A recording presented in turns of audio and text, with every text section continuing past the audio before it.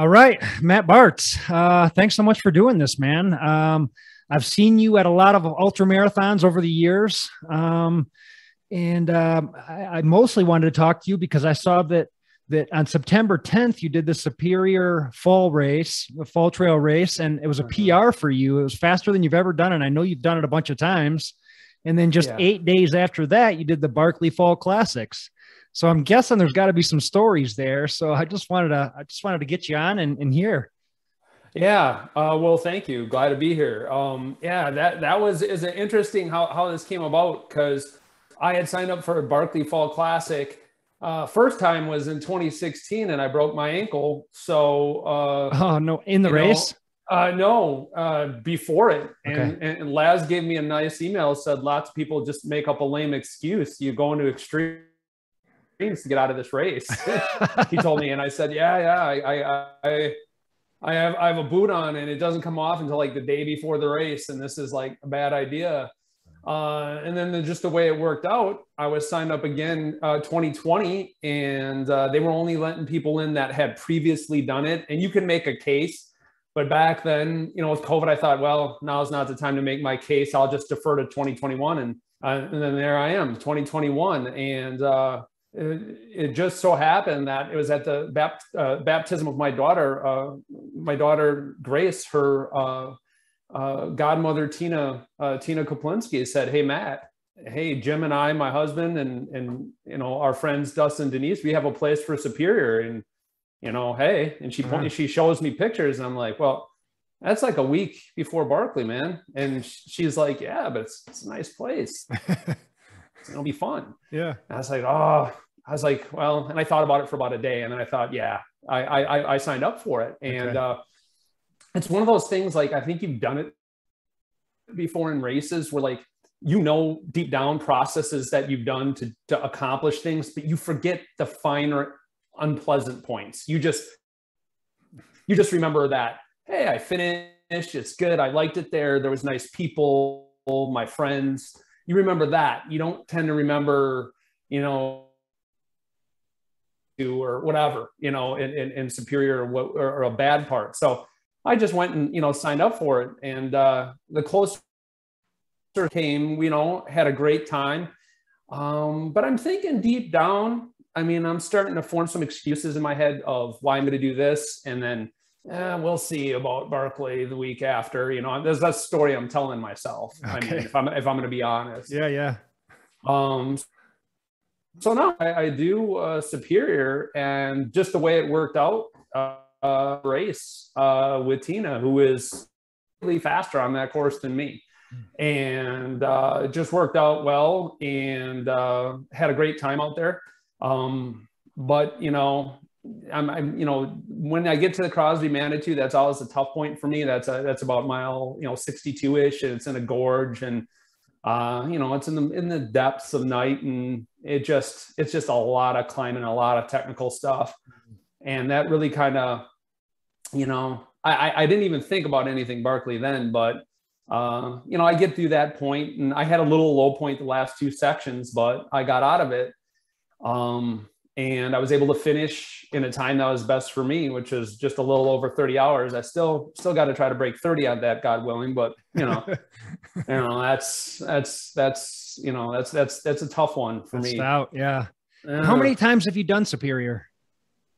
That was my sixth. Six times. Yeah. Wow. That's Yeah. unreal. Like what is it about that? I've never done that race. What is it about Superior that keeps bringing you back? Well, the first year I did it, I remember hearing the wolves at night, and the hair stood up on the back of my neck, not because of fear, but I knew I was a guest. I didn't belong there. They belong there. Yeah. And I heard that, and then they were fighting off to the side of the trail over something. And I put my headlamp over there, and I half expected to see eyes looking back at me, and saw nothing. And I was with another guy from there, and he was saying, well, if they come out, we go back to back. And he's like, I live here. And I was like, oh, but it was just, and there's a year I saw the Northern Lights there, and the sky and the people, the terrain, I'm pretty good at blocking out, because if I remembered what that was like all the time, yeah. When they say it's relentless and remote, and when they say relentless, it just doesn't quit. It's a lot of technical stuff. It's like if you sign up for that race and you thought it was going to be like super runnable for long stretches, like easy strides. No, not going to happen. No.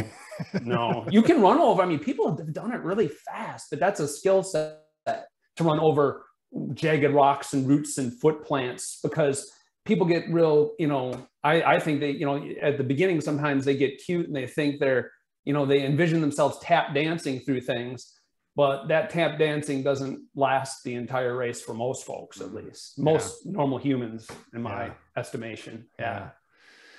Can you compare that race to another one, just so that I can get a idea in my head of just how tough it is and how much vertical is there in that race? Oh, there's over 20,000. Okay. In Superior. And I'm trying to think of a race that it's just, because see, the thing that's you don't get is because it's called Superior Sawtooth in years past, and that's how it's generally known. So Superior Sawtooth, the Sawtooth Mountain Range, it's mountainous, and you're thinking Minnesota mountainous. Mm-hmm. Oh yeah. It's just obviously not at elevation, so you're not dealing with partial pressure of oxygen, all that fun stuff. But it's just a lot of up and down and a lot of I don't know. It's some of the climbing on the rocks. One section, it's like a conglomeration of races. So like it reminds me of some of the up and down of like a Miwok. I don't know if you've ever done that out in California. Yeah. That has a lot of, you go about Mount Tam and all that stuff, and it's a lot of up and down like that. But then some of the technical of like the Marquette 50 or 100K, where you're out on those rocks, and that type of stuff, they have you a lot out on rocks and things like that for certain parts. And there's there's a lot of technical stuff. Technical is a word that's like, I think, way overused for everything. It's like, oh, it's technical. Right. Well, it's just a crap load of rocks and roots, and they're all over the place. And there's hardly any. I think the last section is probably, after you do a climb, it's one of the least technical. There's some switchbacks, there's some running. It's really not that bad. It's a lot of climb, but it's not killing you with the technical part. But so I'd say probably Marquette and Miwok a little bit. It has there's not a like climbs that are going to be like a 2-hour climb, like coming over the pass in Leadville or something like that, or it's not quite that, but there's enough where there's some climbs where they can get you about an hour. Okay. Yeah. Now, is that like an out and back, or is it a loop course, or what does the aesthetics look like? It's a point to point. Oh, point to point. Nice. Okay. Yeah. I remember one year I was doing it, and we got to Carlton Peak, which was somewhere around, I want to say it's in the 70s. It might be close to 80, but it's in the 70s. And some hikers were out there, and they're like, "Hey, where are you coming from?" And we said, "Hey, Gooseberry Falls." And they said, "No kidding." And that wasn't their words, but they're like, "No," because they knew where we, and they're like, "Whoa." So yeah, it's point to point, and a lot of people like that part of it. And the aid stations are awesome. Like most ultras have pretty decent ones, but like for me and the way I do stuff, I'm a water guy. I get aid stations, I get water, and then I usually have my own nutrition for the most part. And then sometimes it's like, if it's DEFCON 5, I start taking whatever they got. Whatever, it's something to eat. If it looks good, just let me have it. Yeah. So. Cool. And then the Barkley, 8 days later, I mean, were your legs pretty beat up when you started that race, or how were you feeling at the beginning?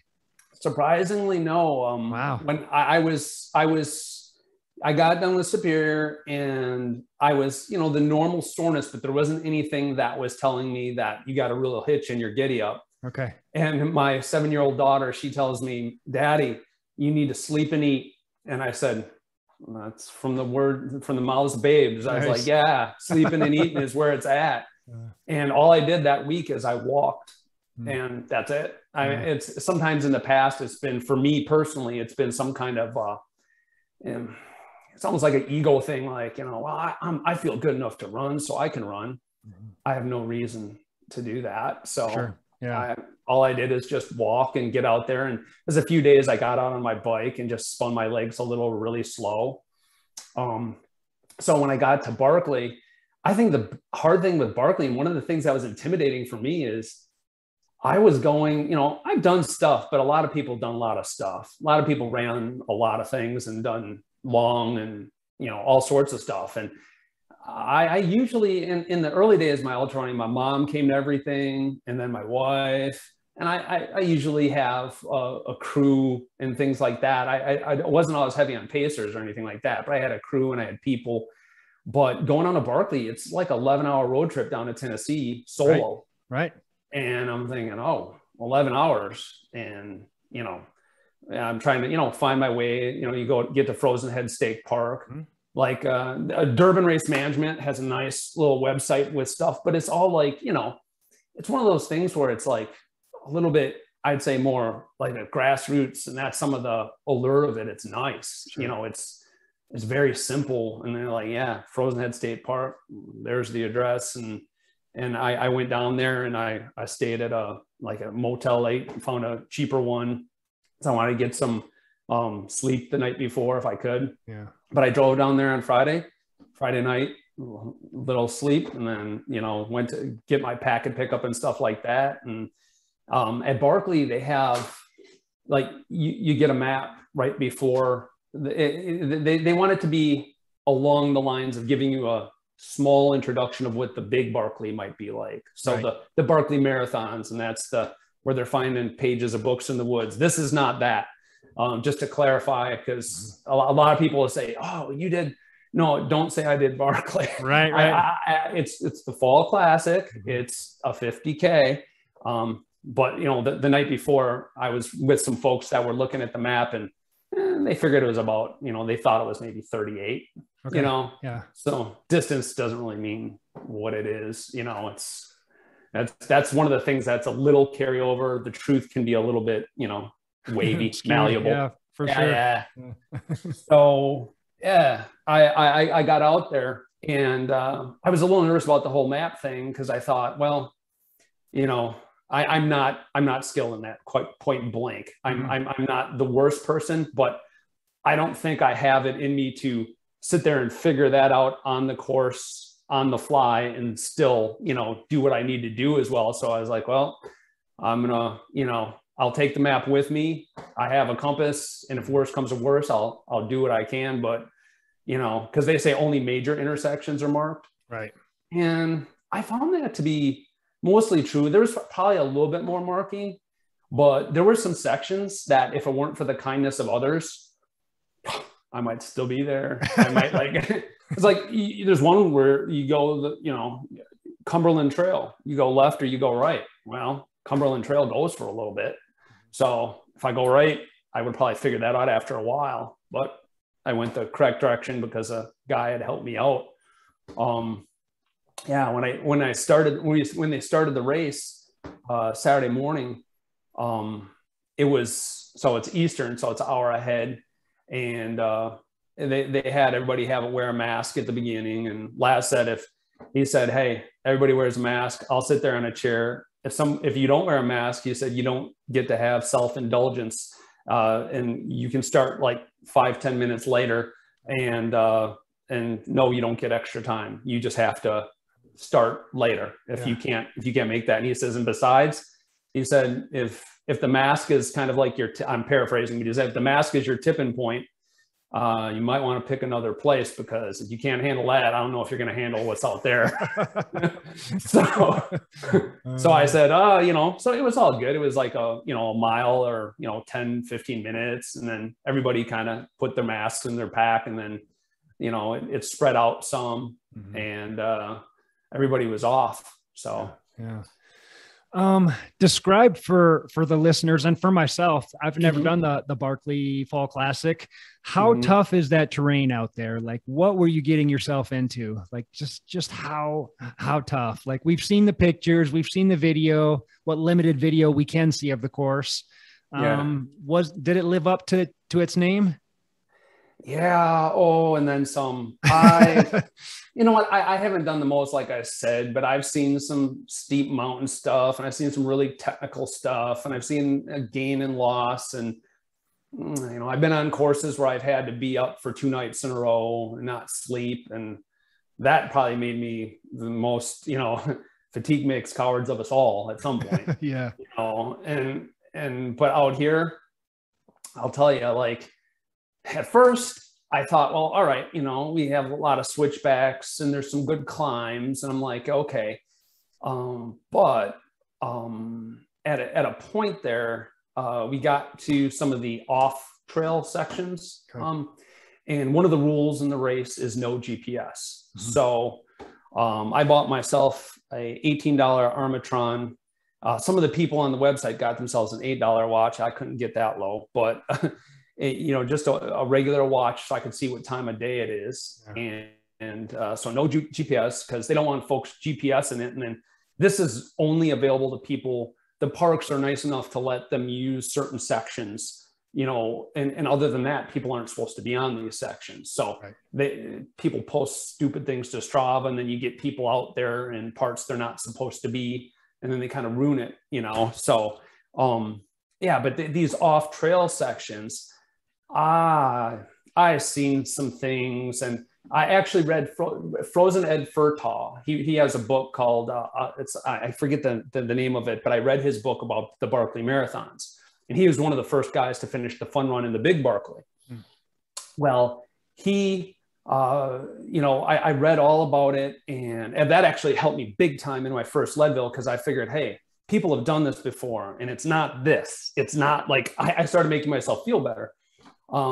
But, you know, even with reading that and sleuthing around and trying to, you know, I said, look, I'm just going to have to throw myself in here. And it was way out of my comfort zone even to go there and attempt this, knowing the little that I knew.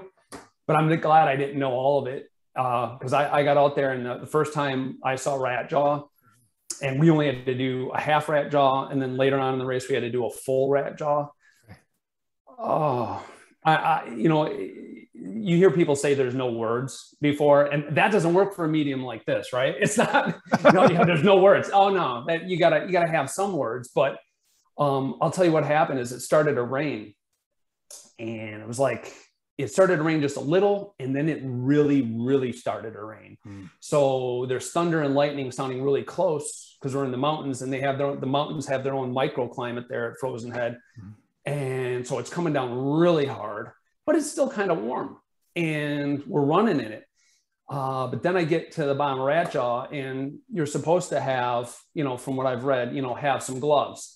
And I saw these gloves that said they were rugged, but they had some rubber on them. And there's one guy I read and God bless him, in the Barkley Facebook page for the Fall Classic. He said, no, he said, you should have some leather gloves. Well, I said, I'm going to go with the leather gloves. So, because I don't know exactly what I'll be gripping onto. I had leather gloves, and that place turned into one of the steepest slip and slides that I have ever seen. And really, to get some traction, the briars are your friends. You have to walk into them and go through them, and sometimes put your head down and just kind of burrow. And sometimes, I mean, we were doing problem solving of how we were going to get from here to there. And we found certain parts of the hill had a down line on it, like a decommissioned power line. So, you know, we're pulling up on that, and for hours and hours, though, like it's probably about a little over an hour on the first time, and on the second time, even more than that. Wow. Because there's times where people just didn't know what to do. And then there's some other off-course sections that we had that were super, you know, Testicle Spectacle. You might have heard of that. Yep. Meth Lab Hill, and they were really steep. In fact, when I got to the Meth Lab Hill, I look and there was all these people starting to crowd near the top, and they didn't know how to start to go down it.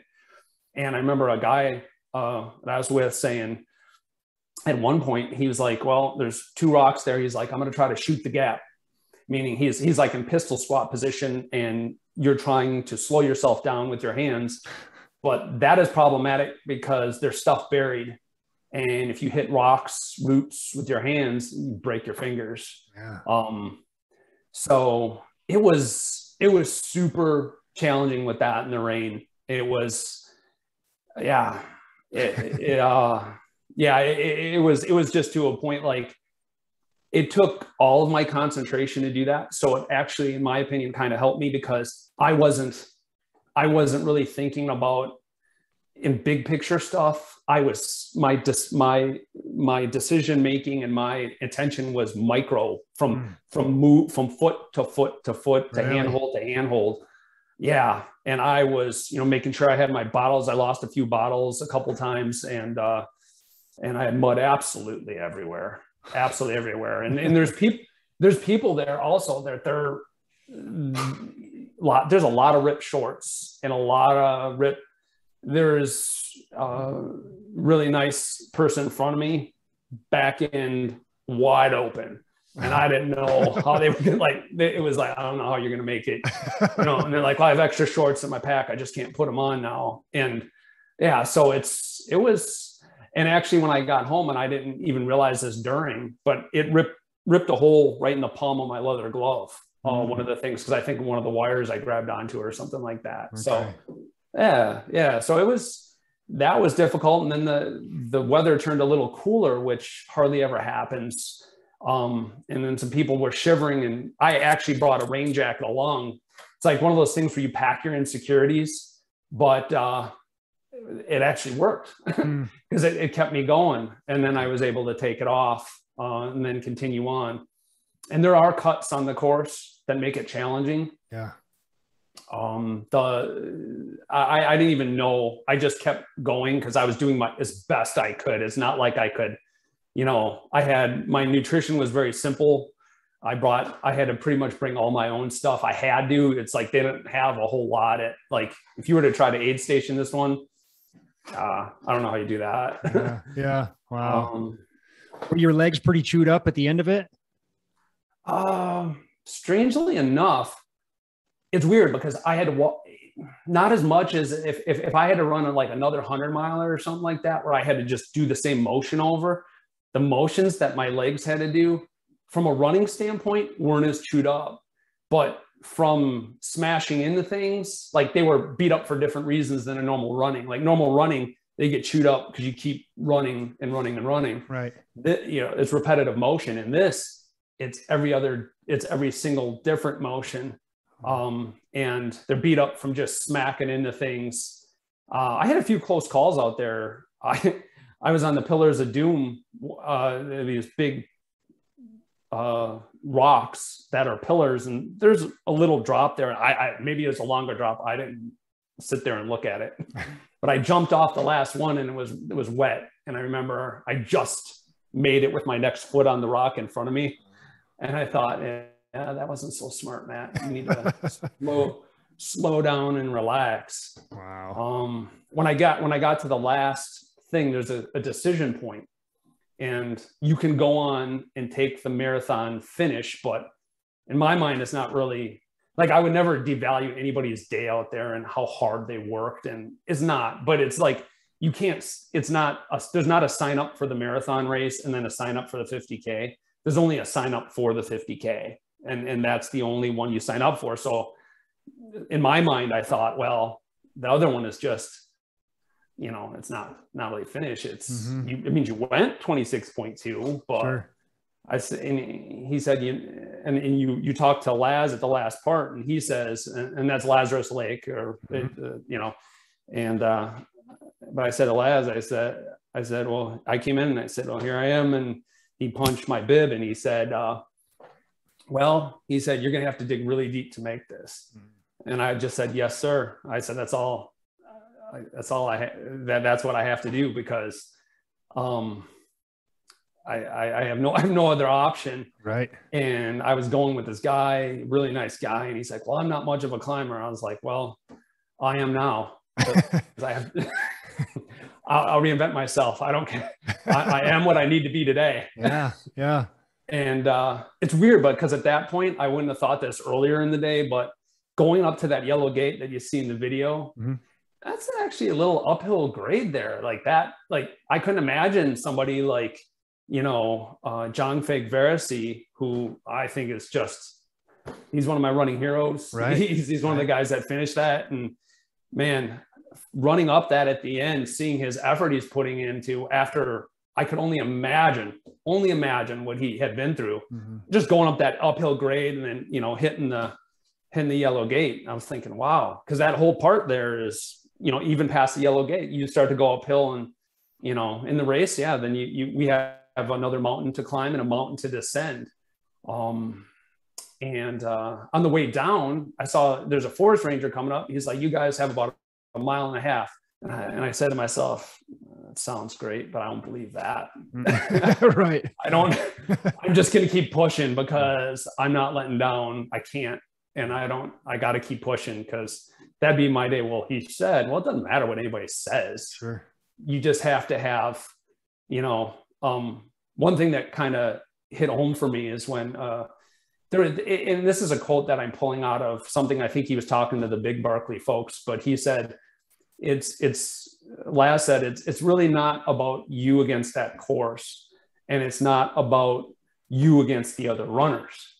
He said, it's about you and yourself inside and in your relationship with yourself. And that really kind of hit me because all the conversations I had with myself all day or things that I did or decisions I made, I couldn't control so many things, but I could control the way I was thinking on some level. I could do that. I was confident I could do that because I've seen people do it in a lot worse situations. And I was like, well, I can gather from their strength and I can do this. Because there's earlier in the day, and actually the same forest ranger, it was the same guy because my headlamp hit him in the eyes.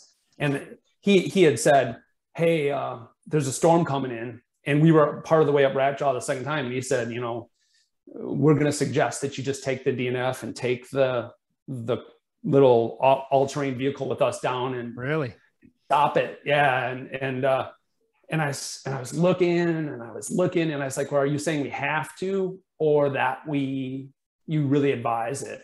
He's like, no, I really advise it. Up there is slick as snot. If you went up there once, and the second time, he's like, it even got worse, he told us. And this guy that I'm with says, F it, I'm going, let's try to make the push and get off Rat Jaw before it comes down. And I said,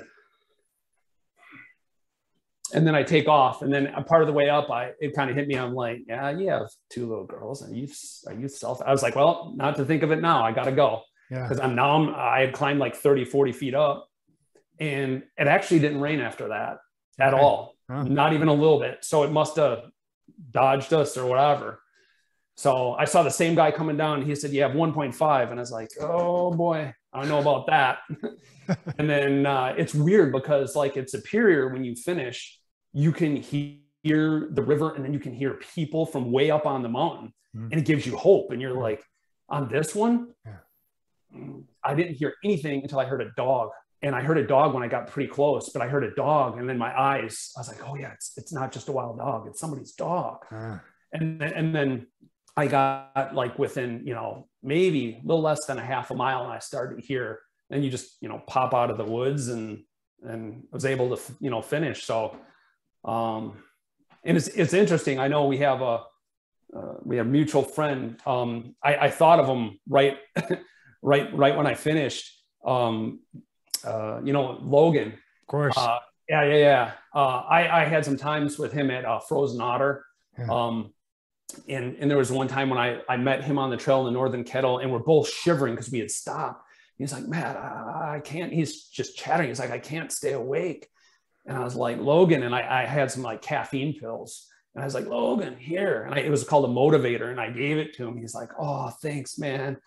And I think that was the year like he homemade shoes for himself. But freaking mucklucks, man. Like Yeah. we're standing at the start and I'm looking at Logan. I'm like, Logan, what are those? Yeah. Oh, I made them myself. I'm like, who does this? Only Logan. I said 100K in the winter in the Wisconsin, and you made your own shoes. Okay, Logan, you know, and he's such a young kid back then. And I think he, what was he, like 17, 16. Yeah.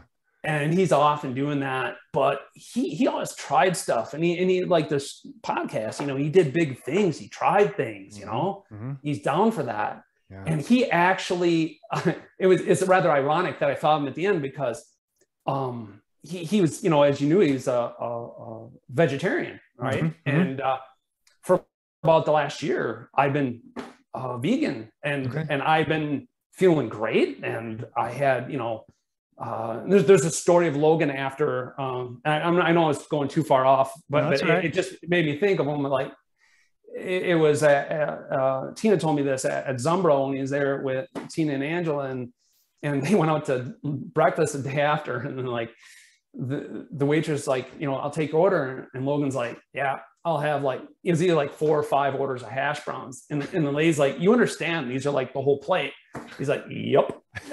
And he just like shoveled hash browns down. Yep. And so, all right, so, but I get to the end of this, and I didn't really think past the end of the race, and I'm just muddy, and somebody's like, there's a creek over there. You can just like go in and like just sit in it and wash yourself off. And I was like, well, I do have extra shorts and a t-shirt, but I'm so hungry at this point. I'm just so hungry. And I look, and I was like, oh, what do they have? Because I can remember Logan getting done with like a Dances with Dirt. He got done with the 50 mile first. I was like, dude, save me some of those mushroom burgers. I was like, Logan, you can do that for me, please. I know you're going to get done faster. I was like, do it. But no, I got done with this one, and it said Tennessee Cattlemen's Association. I said, oh boy. I said, uh-oh. And then I come there, and I was like, so what do you have to eat? And they're like, we have a steak sandwich. And I told myself early on, I was like, I don't totally define my personhood by like my diets, you know, I'm not like, you know, but I was like, and I looked again, and I was like, and they're like, well, is that something you'll eat? And I was like, I'm eating what's being served. I said, yeah. I was like, just like, and then I remember they put my sandwich, and I was like, can you put more onions on there? And they're like, you want that many onions? I said, yes, because more food. Yeah. And I was like, and I would like some more tomatoes, please. And they were really nice. And I just sat there with muddy hands, and I ate that sandwich. I have no desire to really eat, you know, more, like to start being going to steakhouses. You know, it's not my thing. Yeah. But hey, you know, and I was thinking of Logan. I was like, I wonder if you'd have done that, and you would probably just not done that, and like just totally waited till you got back to your room and figured something out. Oh man, I miss that guy. As many adventures as I ever went on with that guy, I never saw him break his vegetarian diet. And, you know, we did a lot of crazy stuff out in the mountains, and yeah, I never saw him break his, but that being said, you know, I've seen him eat enough candy that he actually threw up, you know, so yeah, not like he was totally healthy, but yeah, he was strict, and he stuck to that vegetarian diet. And God, I miss that guy just about every day. Oh yeah. His just, I can remember, this is just another side, but this was like something that I usually mention because I felt really bad about it. He had a run called the Chili Cupid Shuffle. It was he did a 50K. It was in the winter in the Northern Kettle. And I said, okay.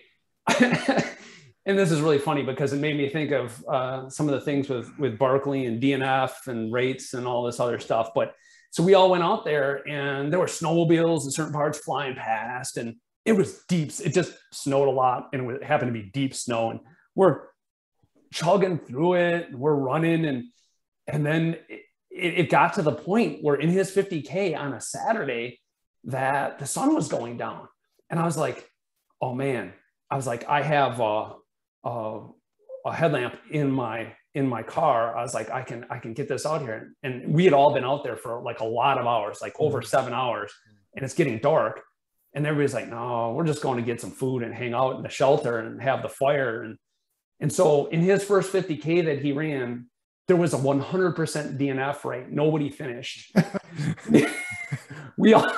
Nobody. And we went back to the thing, and everybody had brought beer and snacks. And so we all had a beer and some snacks, and we're, commiserating. And I stayed to the end, and I'm like helping Logan clean up. And I'm like, okay. And then there's these craft beers and cases of beers. And I didn't even think of how this appeared or what it was like, but I was like, in my mind, I'm like, nope, I'm not going to be, back then, I don't know, the 40-year-old or 38-year-old that leaves the underage person with a bunch of drinks. Right. And then what happens? I don't know. I was like, I take all of the beers and I put in my car. It's like, I'll just take those. I'll take them.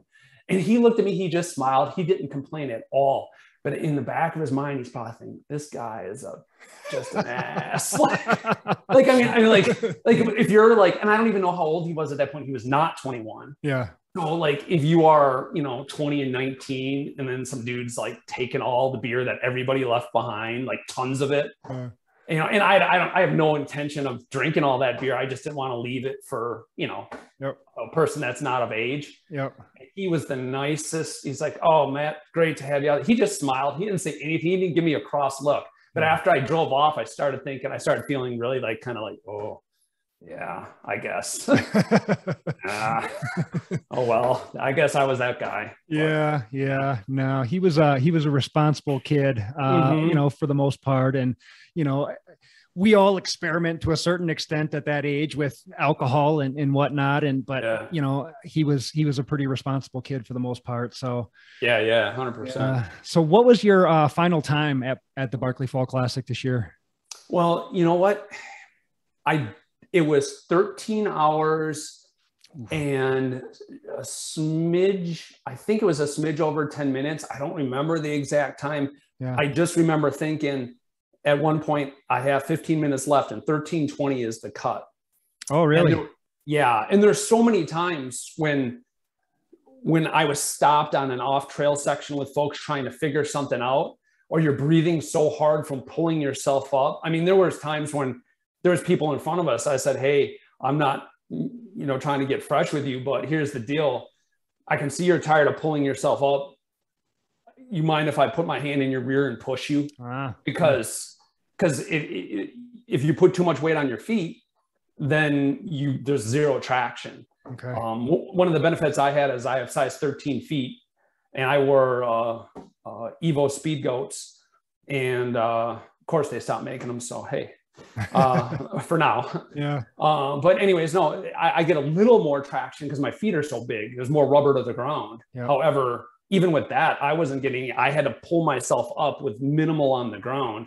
And all those points, like I was super engaged, but I don't think I really realized how much time was just ticking off the clock. I had no idea. I just kept going and did the best. I never really stopped for a long period of time and rested because I knew that just, and believe it or not, one of the things Laz said is like, hey, this is a course where it'll get away with you. You got to plan, look at the map. Don't just go out there and, run it by feel. And he's right. There might be some things where he might not, I don't know if people talk, like if he says one thing or another. Hey, he was straight. The challenge, he wasn't exaggerating it. It was real. Wow. He knows what he's talking about. And he's right. Wow. So, would you go back and do it again? Yeah, well, it's one of those things where, you know what, I'm in the lottery for next year. Oh, no kidding. Yeah. Because it's one of those things where it's like, your skill set just barely met the qualification, like just barely good enough to get it done. Yeah. And it was one of those things where there's a few runs that I've done in my lifetime that were game changers for me. One of them was my first Leadville finish. I was on top of Sugarloaf, got sick, slipped on my own puke, fell into it, Oh. got up. I come into May Queen. My mom says, "What's wrong?" I was like, don't talk to me about, like, I don't want to feel sorry for myself. I was like, don't, I got to finish. And I was able to finish. And that was a game changer. And my first kettle was in 2008 in the tornado action, tornado touchdown at a aid station well after I had left it.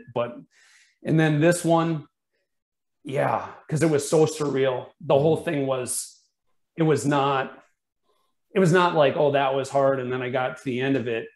I actually really made some errors on this one where I judged what I thought this was about on some level, like by the Facebook group. And there's a lot of gallows humor and it's all this. But you know what? When I got out there, there were some of the nicest people. And when you go through tough stuff with folks, you bond. Totally. And there's times where, like I'm splayed on the trail and, helping somebody pull them up, and they did the same for me. And there was, we weren't always, sometimes you were by yourself, but a lot of the times there were people, and there was some great conversations and just some great positive, when you suffer hard with somebody, it gives you a different perspective. Yeah. And then looking at some of the conversations on the Facebook page after, you're like,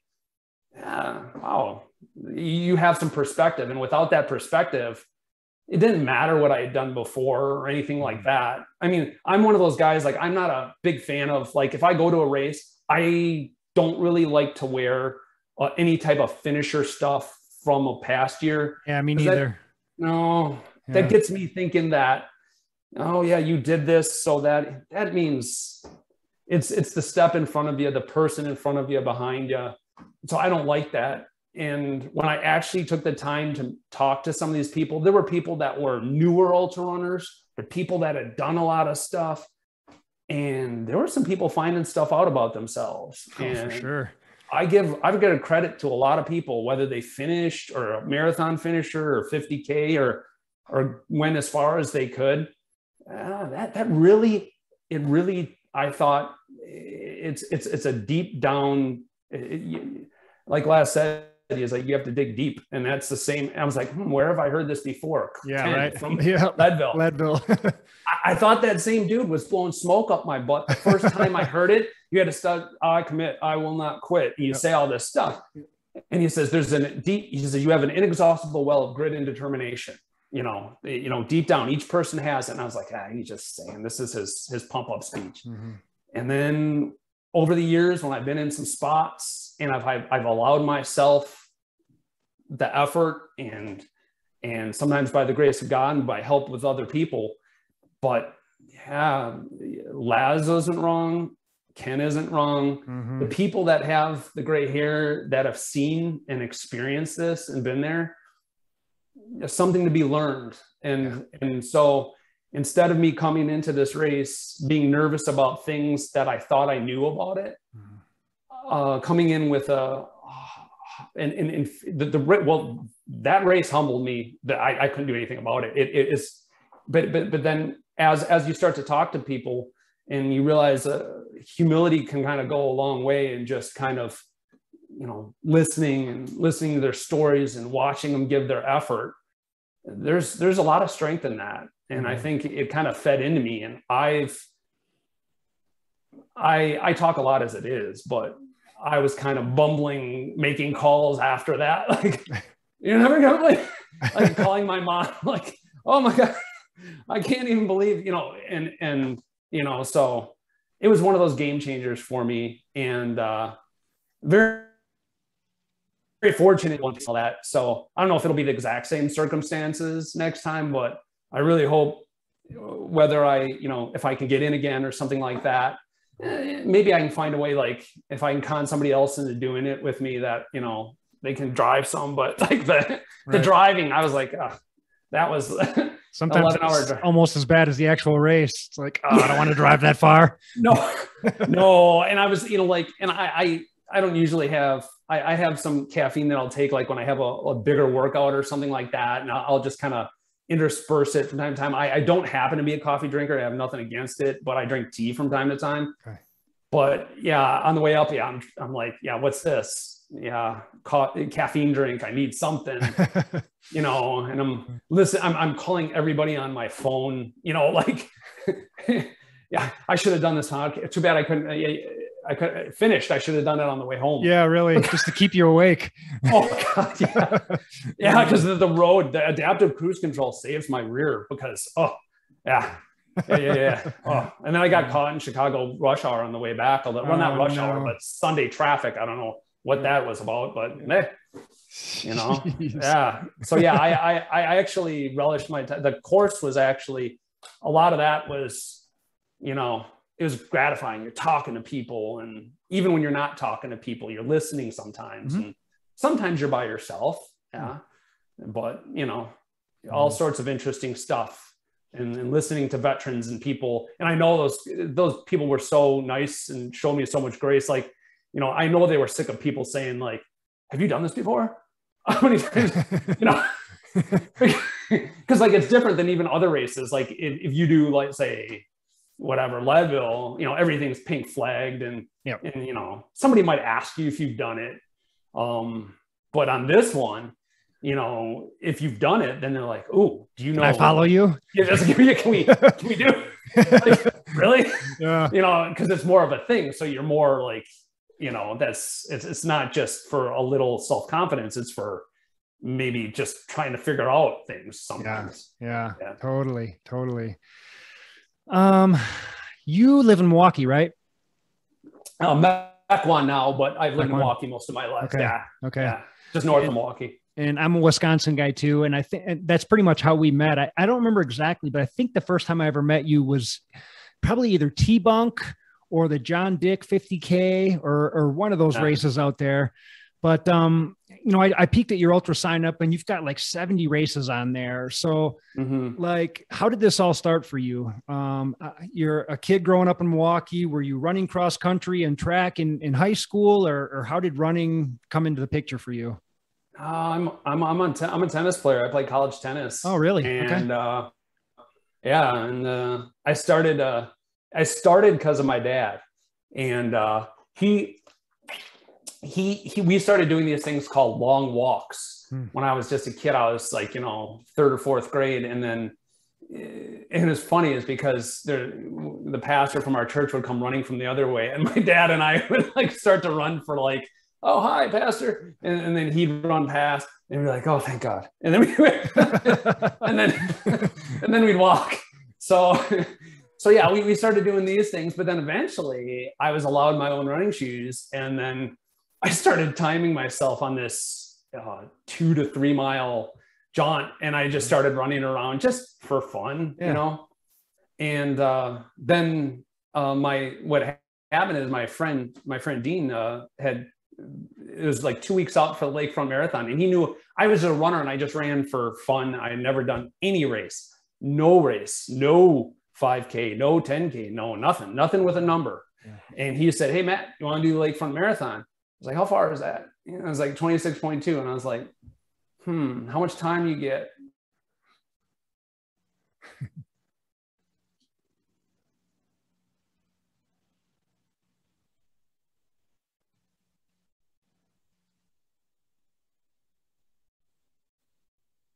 So yeah, it was something else. So I did that. And then from there, I just started signing up for different races. I learned the hard way on a lot of stuff there because there was no online stuff. I could just talk to people, you know? Yeah. And in fact, when I did my first Ice Age, which was 2004, that was my first 50K.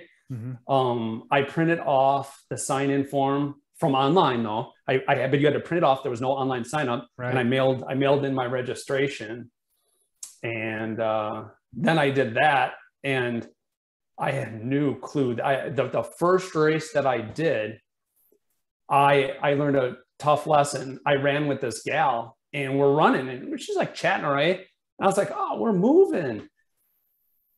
And at the point, she's like, yeah, she's like, I'm calling it like, this is like it was like a 15 to 19 mile training run for her. She's like, yeah, I'm not running anymore. You go have a good rest of your race. And I'm thinking, oh, I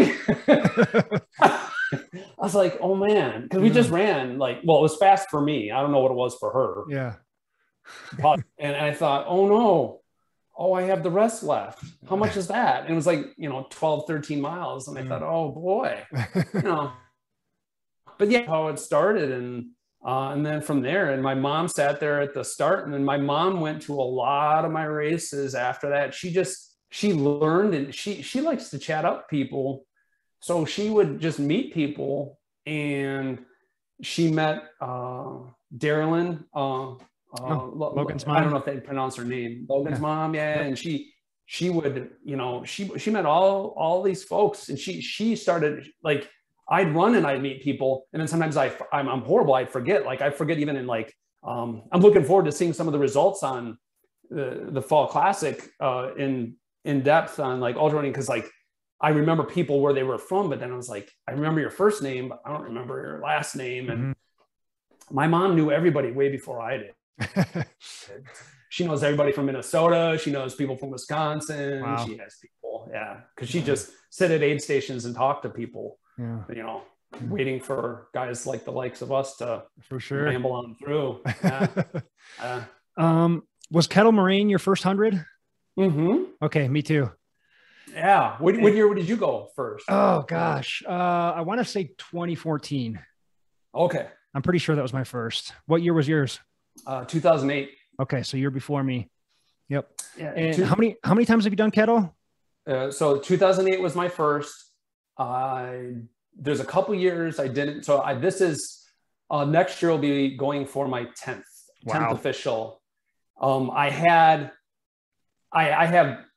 10 unofficial because in 2020 COVID, I decided to run it on my own. Really? And yeah, my wife was super kind enough to do like these water drops for me because they had all the water turned off, so I couldn't get water. Okay. So she put like little jugs of water, and she texts me where they are with a picture. And I'm like, okay, I get generally what you're saying, but you're texting me like a picture of a tree, right? And it's a forest. And I'm like, I don't, so it's like, I'm sitting here at certain points and I'm just walking around. I'm like, oh, there's probably ticks everywhere. But I'm like, I'm trying to find the water. I was like, if I can't get this water, I can't go because I absolutely must have the water. Yeah. And believe it or not, I've never seen the weather ever this way. I carried all my own food for the whole time, for the whole 100. And at night, Tina and Angela paced me. And man, it got down to where I could see my breath at night. And it was in the high 30s. And I thought, I've never in Kettle, I said, where is this? Like there's nights when I've done it, it's, it's hot, it's this, it's that. Oh, it was cold. And I had to wear a jacket at a part at night. Like I had to throw on my rain jacket to stay warm. And this was in June? Yeah. Okay. It was the race would have been Saturday morning. And I had heard that other people were going to start doing it on Saturday morning. And I was like, well, I'll just go on Friday and do it on Friday. Since it's unofficial anyway, I'll just probably be out there and it'll be nice and quiet. Yeah. And Saturday, I think would have been National Trail Day or something. So I didn't want to be like, in a busier section. So I said, I'll just do it on Friday. So yeah, I did it the Friday. So it was pretty much the same day before. Was that an actual virtual race, or were you guys just out there just DIY doing it on your own? Yeah, just doing it on my own. Okay. It wasn't a virtual race. I think there's some way I could have signed up for a virtual race, but I just was like, I just want to do it and just enjoy it out there. And I didn't, I had my GPS on and it lasted the whole time, which was wonderful. But yeah, I was just enjoying being out there and having some friends out there running with me. That's about cool, it. Man. That's so cool. I would have to guess that besides your 70 some odd ultra marathons, you've done a handful of DIY projects. Do you ever like, what kind of stuff have you gotten up to besides going out and doing Kettle the year of COVID when there was actually no actual race going on. Have you done other stuff like that? Yeah, like, well, some of the stuff that I've done like isn't on ultra sign up, like all the frozen otters I've done, they don't put those on ultra sign up. And there's been other stuff like fat asses and stuff like that, but nothing too I'm trying to think, nothing too ginormous. I know they don't put Ironmans on there, and I've done a bunch of them, but that's just that's how I kind of got a little started into thinking I could do, because that taught me how to suffer a little bit, when I didn't know what I was doing on that either. Same here. Yeah. Like one of the lessons I took from that though, is I remember in 2005, it was my first Wisconsin Ironman. In the bike part, there's all these people sitting on lawns off their bike in the shade trees. And I looked at all of them and I was like, yeah, I'm kind of moving like crap. But I said, yeah, but I'm getting closer to the finish. I'm doing it somehow. And I was like, I got to keep moving to the finish as slow as I go. I just got to keep moving. And just keep it at a slow pace. Because when I got to the marathon course, there's just people literally lying in the gutter on the street. And I was like, those people were all ahead of you, Buster. They were all way ahead of you, but now they're not. Yeah. I was like, just chill and keep moving slow and steady and just keep moving. And because it was like 98 degrees that day. And it was at the time, it was the biggest DNF rate for a Ironman, which is funny because like now that I've done other stuff in ultra world, like you go to Leadville, you're going to get about a 49% finishing rate every single time. Doesn't matter the weather. It's going to be it. Yeah. If that happened in Ironman, I think people would really freak. Like there's no, it would be, because, I started to realize I enjoyed Ironmans, but it just costs a lot of money. Yep. Like it was like, I was paying like $600, $700. Yep. And I was like, how many hundreds can I do for that? No kidding. Like, yeah. I can fit 3 maybe or more. Yeah. Yeah. And there's like little to no camaraderie going on in Ironman either. And, you go run an ultra marathon, 50K, 100-mile, whatever it is. And you walk away with like 7 new best friends that, you stay friends with for years and years. So it's like a totally different world. Yeah. And it's weird, but like, his I don't know if his name was Nick. I got to remember his name. I'll when I see the results, I'll know. There's a guy that, in Barkley, he said, hey, I was a little ahead of him and he was waiting for somebody to get to the top of Fragile. He said, hey, are you going to go for the 50K finish? You're going to go for the finish at the decision point. I said, yeah. And he looked at me, he said, right on, man, right on. And like that little affirmation from somebody that's been in, like, I'll never forget the same thing happened. 2008 in Kettle, I was running it just started, it downpoured all over the meadows on the way back. There was water past my knees. It was lightning. People were scared. I was, and there were people like, oh, I got to get out of the lightning. I'm laying on the ground. And I was like, but you're lying in a big puddle of water. I don't know if that's a good idea. I just need to get into the trees. And then I got to Emma Carlin on the way back in Kettle. And there's this guy. What are the chances of this? I'm in the outhouse thing there, and I'm changing. I was like, well, I'm just trying to because the rain pretty much slowed down, almost stopped at that point for a little bit. And I was like, I'll just try to get on some, different socks and shoes and try to move forward. This guy flies and he's like, hey, I'm getting ready to pace a little later, Don. He's like, I remember you from Miwok. He screams, he's like, whoa, he's like, this is just getting good. And I just smiled and I like, because in my head, I was thinking, I've never done 100 miles. I don't know how I'm going to make it to the end of this. But I just listened to them and he thinks it's just getting good. Yeah. I was like, maybe it's just getting good. Like, what do you have to lose? Just go out there, see what happens. Isn't it funny how those moments stick with you? Someone will just say the littlest thing out there and years later you remember it's like, man, that is what fired me up. And that's what got me to the finish. Just some dude looking me in the eye and saying, right on, man. Yeah. That right there. And he had this smile, but it was like it was understanding. It's like we understood each other and he had done it before, but he just, you can see doubt and people doubt all the time out and like, it's interesting because like when you talk about ultras and things like that, it'd be cool to say like, oh yeah, I've done all these big and all these things, blah, blah, blah, blah, blah. And I really thought I had my mental game plan. You know how much self-doubt is in that? A lot. Yeah. But it's just a series of little decisions that you can make to, you know, hopefully smartly. You know, you don't want to make really bad decisions to continue on when you're hurt or when you're going to be in real jeopardy out there, or your health is at risk. You got to be, that's real talk you got to have with yourself. Yeah. But the other stuff where you're uncomfortable, you're not sure, maybe you're intimidated, or a lot of things where you're just, the problem solving is going to take effort out there. I think that's a cool part. That's a really cool part of it. You just have to engage in that, and, you know. Yeah. Yeah. You mentioned game-changing races. Like the first time you ran Kettle, 100 was a game changer. Leadville was a game changer. And I think you mentioned that Barkley, September 18th was a game changer.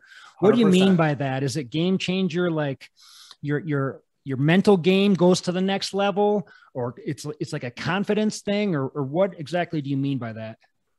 I think it spills out of the race into life is what I mean. It goes far past, the race in racing and ultra running. It will definitely go into that too. But my life outside of that, it actually, I start to gain understanding from like what other people have said, like, and Ken said, you know, this makes you better. And then you go take that and you put that into your community, you put that into your family, you put that into the people around you, you take that attitude and it doesn't mean everybody has to do the same thing. But, and, you know, it was interesting because I read, you know, I read there's a little blurb, like you type, do big things, Adam McRoberts, and, you know, like, and it says like, you're better for having tried. And one of the things, like, you know, we want you to get out there and to do big things. And you have authors and artists and runners. And that's one of the things Laz says in the video to Barkley, and it kind of stuck with me. He said, it's not that anybody that does this is automatically better, but they're better for what they've asked of themselves. And it was just, I made a big ask to myself to do something that I was uncomfortable. I was a little bit intimidated, solo, driving a long way to a place where, you know, I have great respect for the people that have went out there and done what they've done before. But, you know, it's, you know, it was kind of it was a little bit of a larger than life thing. Cause I won't say how many times I've watched videos and watched, you know, Gary Robinson, his part and all that stuff. And like, that's like my field of dreams. Like guys, like you, like guys are like, you know, my eyes are sweating, you know, but like seeing John Figvaresi, like the guy that says I'm a normal guy, and just seeing the look on his face when he comes up to the finish. And I don't know as if it's any different or better than Robbins when like he went through that effort, and what they asked of themselves is, I think, the big connector there. And I think sometimes people don't always have to do it during running or other things like that, but sometimes it's just, you know, getting out of that zone where you're super comfortable and you learn and new things and new relationships and you meet people, and oh man, you know, that's pretty good. And this year just happened to be a real, you know, overused word, but it happened to be an epic year for that, because all the rain and all that stuff just made the conditions surreal. And they had, and I wanted to point out too, is they had some young guys that were on the Coalfield football team. They're middle schoolers. And at first, when I had heard about them, I thought it was like a high school thing, but it's like, they're like middle school kids. And they had a game on Friday night, and they had their game canceled because of COVID. And it was a team in their division of schools, so they had the same rough number of kids in the school as they did. And instead of just saying taking the COVID win, they went and they played another school, and they brought another school, and that would just play them for their Friday night game. And the school was many times bigger than theirs. And they hung on all the way till the end. The other team won at the end, but these kids were out there the next day pouring water in the rain. Our hands are shaking, and they're smiling still, and they're still, you know, they gave it up on Friday night, and they're still out there helping us. Yeah. And saying all sorts, cracking a few jokes. They were just really nice kids. And I'm so glad that some of the, you know, I'm pretty sure like some of the money is like goes to, and you can contribute. Like there's a lot of places you can contribute to. And they were some really nice kids, and it was really cool to see them out there in all different sections of the course. I mean, most of the time I didn't know where I was, to be honest. And I should have been a better understander. I've got to, that's my improvement point for next time, is understanding maps and being better. I see there's an aid station. I'm like, is this? Is this? Yeah, where am I? I have no idea. And then there'll be an arrow, and I'll be like, oh, good, there's an arrow. I know this one. Yeah. You know, but it was cool to see them out there. That's nice. Cool. That's cool. Yeah. I did Western States, and I want to say 2015, and same thing. Like I remember this aid station where there was these young girls working. I don't know if it was girls from a school, but in my head, it seems like it was Girl Scouts for some reason. And I asked these girls, like, how far is it to the next aid station? And they had a complete breakdown for me. Like, oh, you're going to go up and over this hill. It's going to be this many vertical feet. Then there's going to be a big drop down. And they just totally broke everything down for me. And they're like, it's going to be 6.2 to the next aid station. And that aid station is going to have water, food, blah, blah, blah. I'm just like, man, these Girl Scouts, how cool is this? They come out here to volunteer, and they have it dialed. They know everything. And it's just, yeah, I might be the one running 100 miles, but somehow I'm coming away inspired by these girls. You know, I'm like, wow, that's really cool. Yeah, they did their homework. Totally. That's something else. Totally. That's something else. Yeah. Oh. So it sounds like this has, you know, really changed you and shaped you as the man you are today, as far as like, you know, these game-changing races, and they've carried over into everyday life. Like, do you ever think about where you would be without ultramarathons? Like, what would you be up to? Yeah. Would you be a different person altogether? You're going to get me choked up. I have no idea. No, it's interesting because there's been a lot of, you know, and the thing is that like without this, I mean, like I've always been like an active dude, and I do like a lot of, like, I play tennis, and it's so just inspiring, that love of just movement and moving your body. And it's weird because like I have a girl that's 7, and I have a girl that's 7 months right now. Oh, okay. So my girl that's 7, she's starting all these sports, right? And I see it, and I played college tennis, and she's doing some group tennis, and then she does some, you know, rec department soccer, and there's all these rumblings, and some of the parents that, you know, like, oh, there's traveling teams, there's special, there's all these advanced higher upper echelon leagues. And you know, I just want her to love being outside, and like we go camping, her and I go camping, and we ride our bikes together. That's one of the coolest things I've done all summer. But I think I'm a better dad to her, not because I did anything that's a certain distance or a certain difficulty level, but just certain things that I've asked of myself where I can help transfer some of those things to her in a way that hopefully, I mean, God, I'm a dad, but there's a lot I don't know. Sure. And I just, though, if I can just inspire that love of in that how being active can help form a relationship with yourself.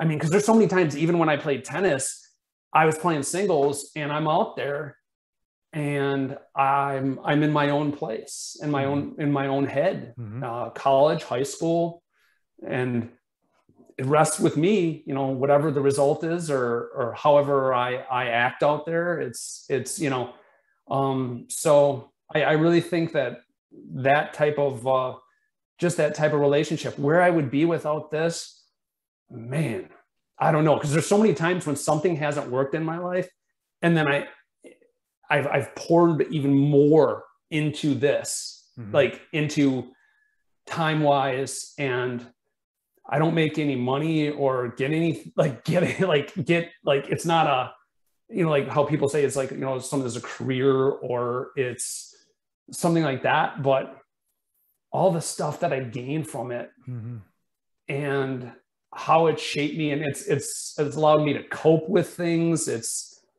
and the people, you know, when I leave the earth and hopefully, you know, like you never know how that's going to happen with anybody, but if I were lying, if it happened that I were lying in a bed somewhere, you know, like my dad was when he passed, and I had to think of all the stuff, that it's the relationships with the people that I met through all this. And it's not, you know, it's funny. It's like, it's coming out of your mouth and you're like, oh, you sound a little idealistic, but yeah, it might've been idealistic if I did one thing and then I decided it right away a little bit, but I've kind of been at it for a while, and in your body, you never know how much you have left in terms of at what level. You know, I'm very happy to be, you know, running still, because I had some years where I had a fair amount of injuries sometimes, and I would say that, you know, some of the resistance training and some of the other things that I've done, and my friend Luke Laga, I don't know if you know who he is, but he does some acupuncture work, he does some ultras, and he does some orthopedic stuff, and he's helped me with that. But you know, we've also done a lot of talking and stuff like that, and he's sometimes where I thought I didn't have a lot of hope, I was actually closer to good than I thought I was. And sometimes you don't think you're as close to a good thing as you are. You just tend to feed into some of the stuff. And he helped me find a little bit of hope when I didn't think I did. So yeah, I really enjoyed, you know, my time working with him for sure. But yeah, so yeah, it's crazy to think about. Like, I have no idea where I would be without this sport. And you know, running is just so arbitrary and like meaningless when we're not doing this for money. You know, we're as competitive as we can be with ourselves, really. And it's like, yeah. So I guess, like, do you have a why? If you think about it, like, why do you still show up and do these things? Yeah. You know what? It's almost like that's a Simon Sinek. If you ever read his book, Start With Why. Very good book. Yeah. I've read that one. But my why, I would say if I had to boil it down, it's pretty much the people, and it's not always that the people that I run with while I'm doing it, or the people at aid stations, because I've done things solo too, but it informs how I relate to people and how I relate to the people that I love in my life, what version of myself that I present to them, to my daughters, to my wife. And, you know, and I remember my daughter actually said when I came home, I was like, well, we're going to see if daddy is, you know, set after Superior here. We're going to, you know, see what happens. And I hadn't even booked my room until Wednesday, before the run on Saturday. And she said, Daddy, but you've been talking about Barkley I know all about it. I've watched the video with you. And she watched with me. And she's like, Dad, you're going to do it, right? And I said, yeah. I was like, I'll give it all I can, see if I can get it done. I'll do my best. I said, but it's just doing my best when it was available to be given. Now, if I'm hurt, well, I got to be straight with her then too, or something's wrong. but nothing was wrong. Yeah. Nothing was wrong. Wow. At that point in time, you know. So yeah, that was a I'm sorry, I lost track of thoughts. Just started thinking of my girl. But yeah, I said I just it's you know how it relates to the people. So my why, I would say back to is just how the people that I've met, the people that are near and dear to me in my lives. I think it asking something more of myself and challenging myself helps put me in a better place in a lot of different ways. And it doesn't mean I had to finish anything in particular or go any distance in particular, but I think it's like a fundamental human thing. Like with people, if they can challenge themselves, whether it's they're writing their next book or their art or their whatever gets you going. I think engaging with yourself in a meaningful way can be very, very beneficial. Yeah. So. Yeah. It's a way of self-expression and just a way to get to know yourself. And like you said, it doesn't have to be running. It could be their art or their writing or whatever it is they're into. I mean, you're digging within your soul and finding out who you really are. You know, I think it's important. And a lot of people don't do that, you know, for whatever reason. There's people who listen to the show who aren't runners, believe it or not. And, they just like listening. Would you have any advice for them? Like they're maybe looking to do the next big thing in their life, whatever that is. What would you say to that person? Well, it's interesting because like outside of this, I've work with people, and that's actually my job. I work at a health club, and I teach students at UWM resistance training. Oh, cool. Okay. Yeah. And I've had a really good time doing that over the years, but a lot of things boil down to, and it sounds simplistic, but I think that there's elegance and beauty in simplicity sometimes. But the little things kind of build up. So like the little tasks, little repeatable things. I read a book called Atomic Habits by James Clear that really, that kind of, that's a good one. It kind of resonated with me.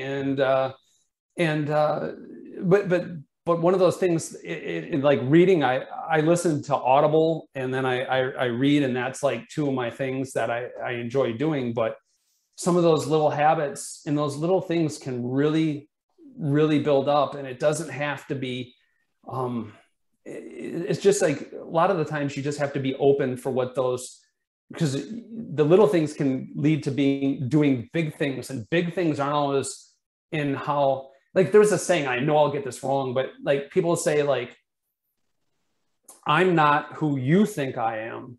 I'm not who I think I am. I'm who I think you think I am. So that's a mind trip. Yeah, that's a mind trip. See, I know I was going to say that wrong, but the thing is like, all right, so, but when it comes down to it, that can be a whole kind of trap, because in social media and things like that, it's human. I care what my friends think of me. Sure. I care what my wife and kids think of me. Obviously I do. I'm not one of these people like, oh, I don't care what anybody thinks. Well, yes, I do. But how I relate to that and my small habits that I pick and the things that challenge me, whether they be physical, mental, and how I engage in those things, just little improvements, bit at a time, and taking time to listen and learn. Even when you've done a lot of things, sometimes if you get in yourself in situations, like I learned a lot this last weekend. I learned a lot from a lot of folks. Listening to the stories of a lot of people that have what they had to get out there. I realized how much I had missed doing races like that, where people are coming from all over the US and some of the internationals weren't there. I mean, just the little stuff. I didn't even know that there was a difference between Texas and Tennessee y'alls. one of them, like they pronounce the A. I believe is in Texas, they pronounce the A. Maybe I'm wrong, but in Tennessee, they just all together.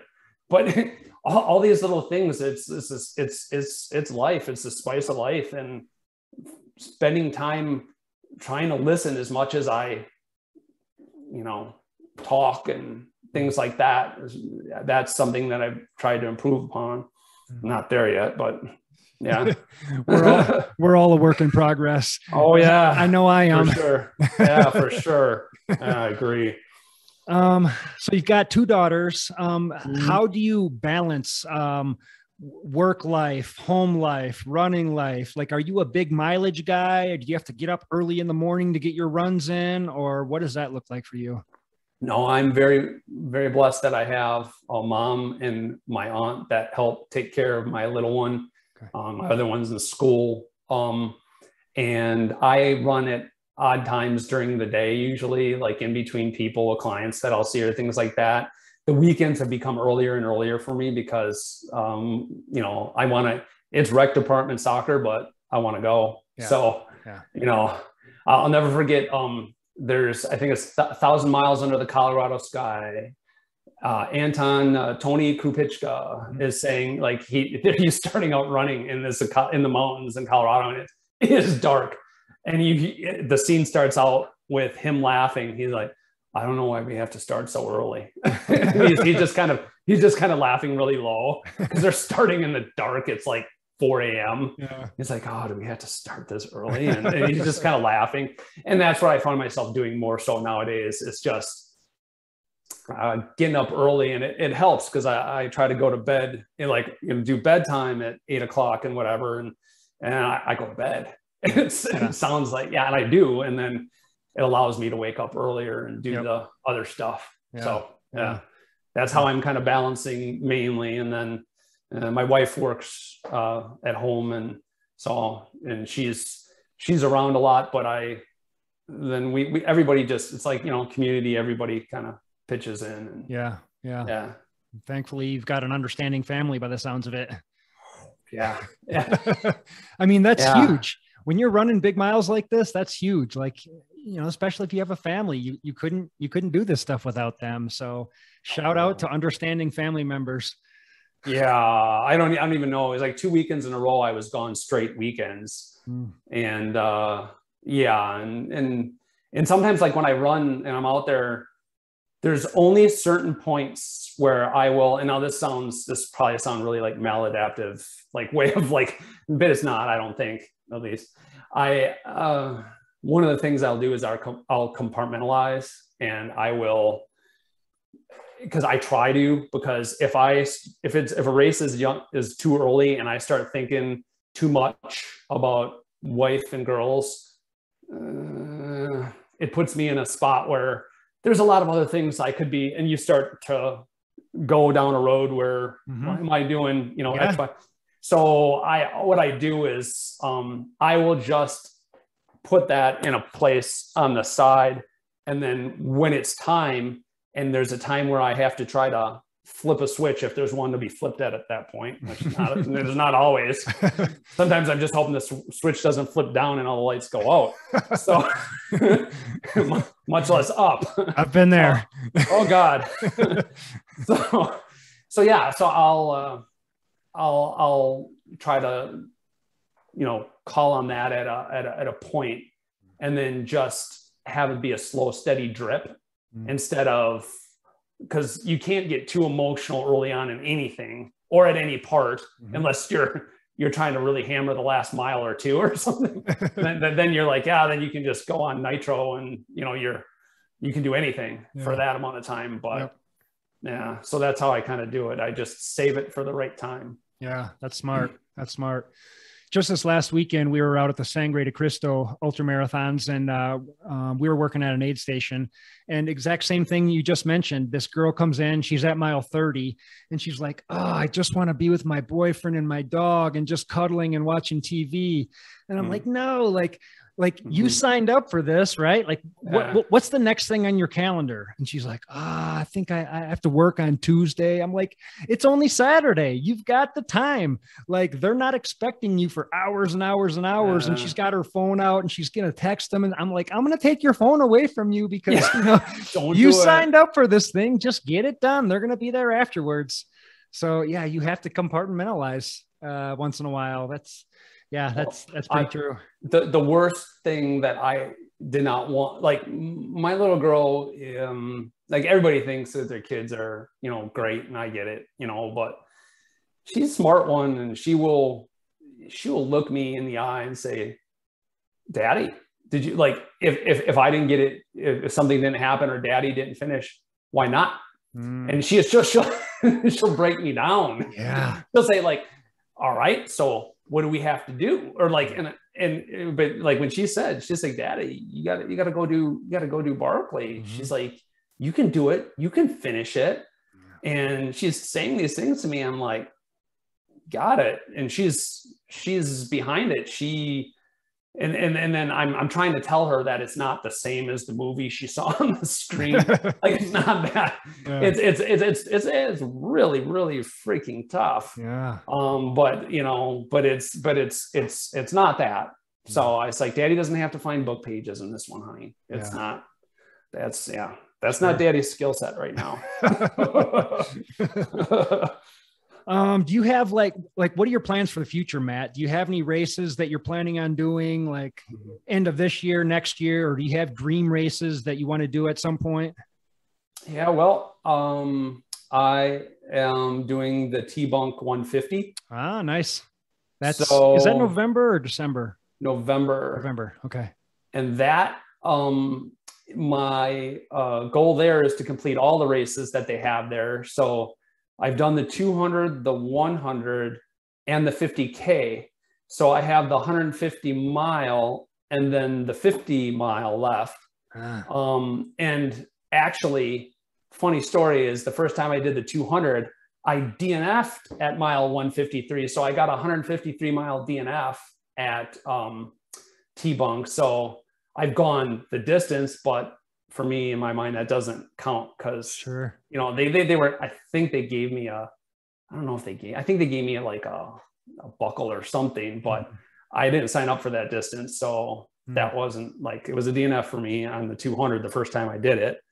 So yeah, I want to try to finish all the distances. So that's my goal there. And then next dream races. Yeah. Wow. Well, I've got the most tickets that, and I haven't had tickets in it recently because of a lot of things, but I worked my way up to the most tickets I could get to get into Hard Rock.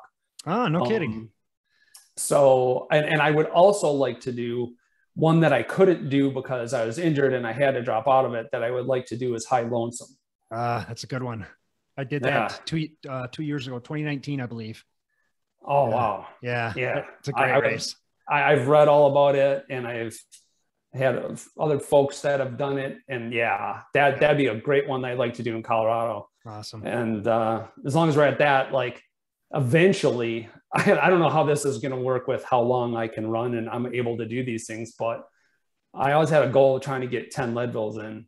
Wow. I have 3. That's a lot more left. But I would settle for one more to just go out there and I've always wanted to, I've seen some folks, and it's interesting as you talk to some people that have done a lot of ultra running, but they don't talk about, like, not everybody says like, oh, I've done this, I've done like in terms of like how fast, and all of a sudden you scour around a little bit. You're like, seriously? Like you won Rocky Raccoon. Like you were the guy, like that was the guy, Pat Gorman. I was my first training run with him in the Southern Kettle, and he would never say anything about it, but like he showed me, and we were going out, like, the Ice Age course, when you go out for your first loop, you go around the blue loop, or you go to you can go to the Ice Age trail once you've done the blue loop. And I'm with him and some other folks, and I said, well, I've never been running in the Southern Kettle at that point. It was 2004, before the 2004 Ice Age. I said, so Pat, like, we're running together. And I said, do we go this way or should I go this way with you? He's like, well, you can go that way. He said, or you can come down the rabbit hole this way. And it's going to be a whole new world. And he started saying stuff and I just started laughing. And then after running with him that day, and I don't think it was even that first year, but I'd see him in all the races and he's done a lot of 50Ks, a lot of 50 miles, but then I pulled up his ultra sign up one day, just for the heck of it. Mm-hmm. Yeah, he won Rocky Raccoon in like, 16 something, or like it was, I don't remember the time, but it was fast. Yeah. And here's a guy in his 60s now, and he's still doing stuff. And yeah, so sometimes you run with these people. And I ran when I did my first 50 mile. I'll never forget running with Tom Green. Have you ever heard that name, Tom Green? Just the famous Tom Green. Yeah. This is Tom Green, the ultra runner. Okay. And he is the first one to do the Grand Slam of ultra running. Oh yeah. Okay. So, and then he had a bad accident like not too many years ago. But I ran with him and I said, what kind of advice do you have for like a new guy in this sport? Like, I don't know, I'm trying my first 50 miler. I'm running with you. He said, yeah. He said, watch your next step. It's your most important step. Ooh. And that kind of goes back to what I said earlier. You like it's all these little things that build up and it's small repeatable things. But he said, your next step is your most important step. He said, my first time I ran the Vermont 100 miler, I was a mile out on the course and I broke my ankle. The end. He was like, I was done. He maybe got like a mile into the course. He was done. That was it. But he met it, literally, but also a little metaphorically, Totally. Like, yeah. And he said to me after we ran a large portion of the course together that year. And he said to me, man, he said, I really envy you. He said, here's me. I'm a, older guy getting on and stuff. He said, you're just starting this. And he said, all the stuff you're going to see. He like bit his lip and just went, oh, he said, it's going to be amazing. Wow. He said, I really envy you. He said, you have a lot of good stuff. I gave it a chance a lot of times. The first 50K I ran, I'll never forget running it at Ice Age. And I felt just a little something once in my knee. And I never felt it before in my life. And I thought, uh-oh, maybe this isn't for me. Maybe I'm not supposed to run these things. Maybe I'm not. Like, it just went, yeah. But it stopped. It was just a little niggle that, like I'd made a weird step on a rock and felt a little something. And then, got on and got past it. So, yeah. Oh, the things you're going to see. That's beautiful. Mm-hmm. Oh, man. Honestly, I don't think I could find a better way to end this thing. That's beautiful right there. That's good advice for people too, listening. Like if you're just starting in this sport, the things you're going to see. Oh, you won't even, you can't even just be open to it. Just be open to it and try to do things that, it doesn't mean like, go wild and try to go like way outside of your training levels and things like that. Mm-hmm. You work hard and be consistent, and then just see, put yourself in a position. Mm-hmm. So that's it. And like you said, that parallels life too. It's all about that next step you're taking, and it's just consistency. It's just work hard, and sooner or later you'll notice you're pretty far down the trail, and you're further down the trail than you ever really thought you could get. And that's it right there. Well, listen, man, if you ever come back out and race anything in Colorado, give me a shout for sure. I'd love to be a part of it, whether it's pacing, crewing, or just cheering you on. I'd love to be a part of it. Hard Rock, High Lonesome, Leadville, you name it. We're at all those races, cheering people on, pacing, crewing, doing it all. So give me a shout if you ever come out this way. Well, thank you so much for chatting. I love talking about everything ultra running. I could do this, but this was awesome, and thank you so much. And of course, I'll definitely hit you up, dude. I feel your passion. It radiates through. So just keep doing what you're doing and keep inspiring people. You never know who's watching. So just keep it up, Matt. For sure. You ever come out this way, give me a shout. All right. Well, thanks a lot, Adam. I really Cool, appreciate brother. it. Absolutely. Talk to you soon. All right. See ya. See ya. Bye.